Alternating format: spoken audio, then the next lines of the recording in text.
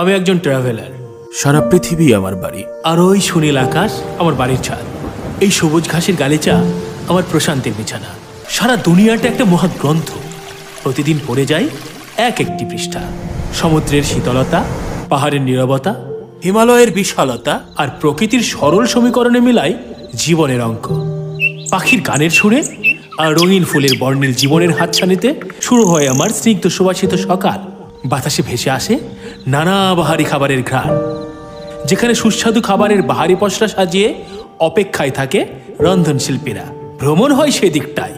বাংলার গ্রামীণ জনপদের রমণীদের রন্ধনশিল্পের শৈল্পিক রূপ আর জিভে জল ঝরানো স্বাদের ছন্দে পূর্ণতা পায় আমার প্রতিটি ভ্রমণের কাব্য। হয়তো কখনো আহার হয় সমুদ্রের তীরে সতেজ বাহারি খাবারে, আবার কখনো পাহাড়ে বসে চলে পাহাড়ি আয়োজন, কখনো ভোজন চলে গ্রামীণ প্রকৃতির মাঝে একান্তে, অথবা